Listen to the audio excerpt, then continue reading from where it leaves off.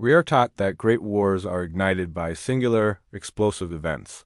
A flash of gunpowder, a fallen leader, a line crossed in the sand.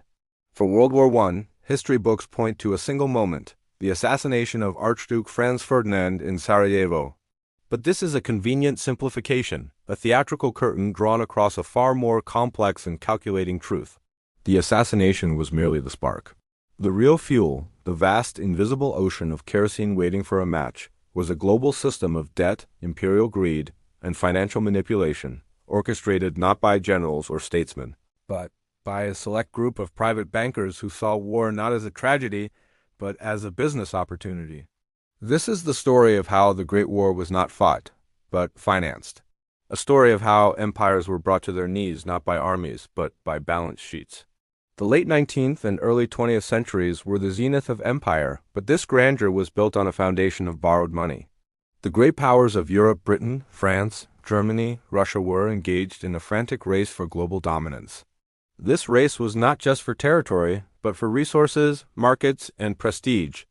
Colonization, the building of continent-spanning railways, and the maintenance of ever larger armies and navies were staggeringly expensive endeavors. National treasuries were insufficient to cover these costs, forcing governments to turn to the true rulers of the age, the private merchant banks. Dynasties like the Rothschilds in London and Paris, the Barings in Britain, the Morgans in America, and Deutsche Bank in Germany became the shadow sovereigns of the era.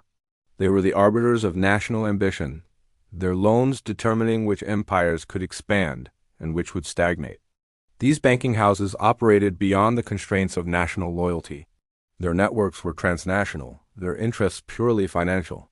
They would finance a British railroad in India just as readily as a German steel mill in the Ruhr. Nations, desperate to keep pace with their rivals, borrowed heavily, mortgaging their futures to fund their present ambitions. What appeared to the public as patriotic fervor and glorious empire building was, in the cold ledgers of these banks, a spiraling cycle of debt. The economic rivalries between nations grew more intense with each loan, each colonial venture. Nationalism became the public face of what was, at its core, a ruthless competition for economic supremacy, all underwritten by a handful of financiers who controlled the flow of global capital. This vast web of interwoven debt created a landscape of extreme financial fragility, where the fate of one empire was inextricably linked to the solvency of its rivals. Tying this precarious system together was an elegant but unforgiving mechanism, the gold standard. In this era, every major currency, the British pound, the French franc, the German mark, was directly convertible to a fixed amount of physical gold.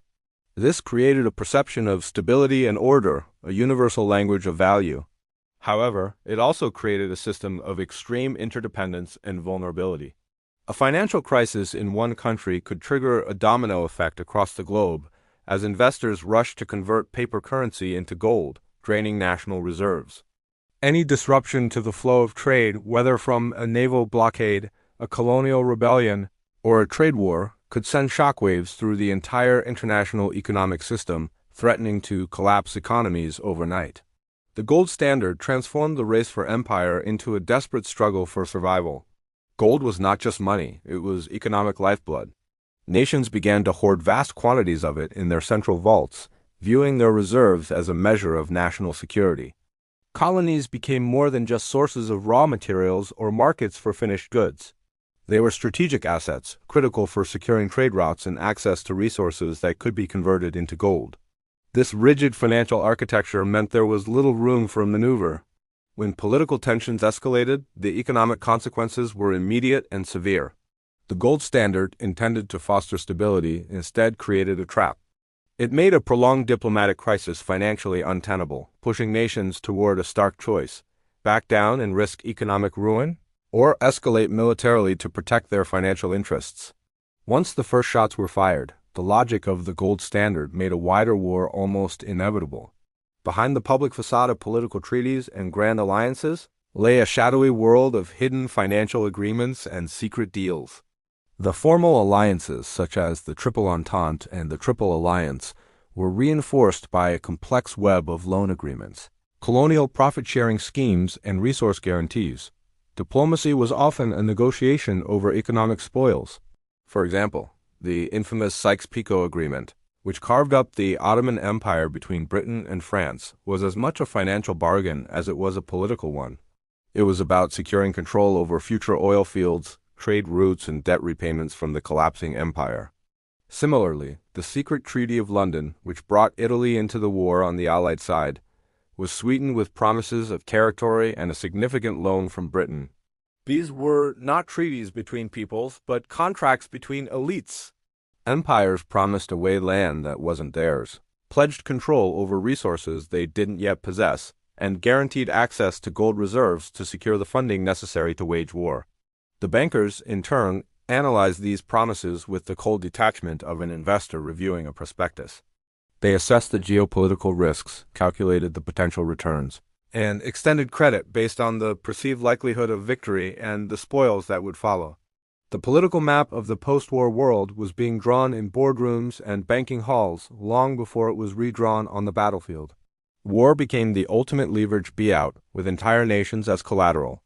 The human cost was a secondary concern, an unfortunate but necessary expense in the pursuit of a profitable outcome. As Europe descended into war in 1914, the United States declared its official neutrality. However, American finance was anything but neutral.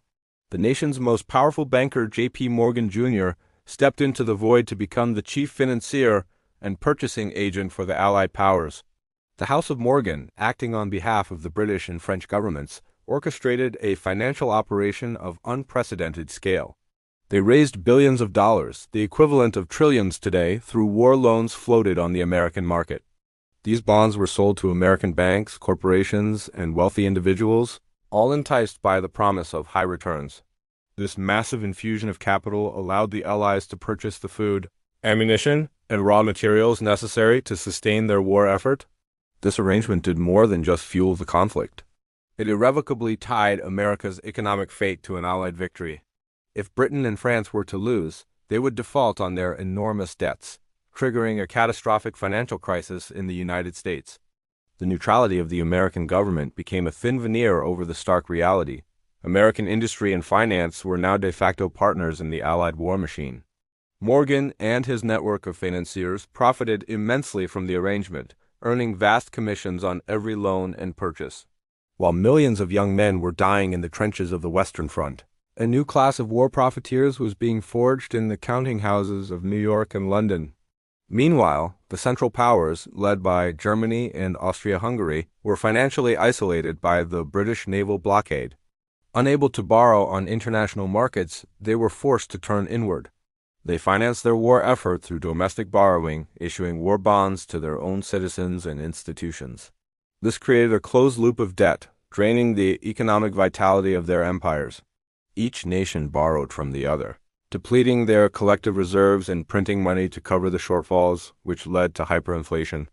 While the Allies had access to the vast industrial and financial resources of the United States, the Central Powers were slowly being strangled, their war machine consuming their economies from the inside out. The war became a contest of financial endurance as much as military might. The war's end in 1918 brought a seismic shift in the global order, a reordering dictated not by treaties alone, but by debt. The United States, which had entered the war a debtor nation, emerged as the world's preeminent creditor and financial superpower. The center of global finance shifted from London to New York, and the U.S. dollar began its ascent to challenge the British pound's dominance. The old European empires, victorious and vanquished alike, were left shattered and deeply in debt, primarily to the United States. Britain, the long-reigning hegemon, found itself owing America a staggering sum, marking the definitive end of its financial supremacy.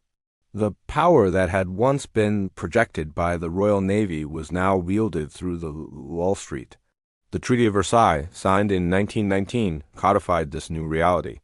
Far from being a genuine instrument of peace, it was fundamentally a tool for debt collection. The infamous War Guilt Clause, which placed sole blame for the war on Germany, was the legal justification for imposing crippling reparations payments. These payments were not designed to rebuild Europe, but to allow the Allies, particularly France and Britain, to repay their own colossal war debts to the United States. Germany was trapped in an impossible cycle, forced to pay for a war it had lost with money it did not have. This economic punishment crushed the German economy, bred deep-seated resentment, and created the fertile ground from which the extremism of the 1930s would grow, directly sowing the seeds for the Second World War. Versailles ensured that the financial logic of the First War would inevitably lead to the Second. The legacy of this financial machinery endures to this day. The global institutions that emerged from the ashes of World War II, the International Monetary Fund, IMF, and the World Bank, were designed to prevent such a catastrophic collapse from happening again. Yet they are in many ways the direct descendants of the same system of debt-driven power. They used loans and financial leverage to shape the policies of sovereign nations, creating a modern form of economic suzerainty. The use of economic sanctions as a tool of foreign policy is a direct echo of the blockades and financial warfare perfected during the Great War. The fundamental principle remains unchanged. Control over capital is control over destiny.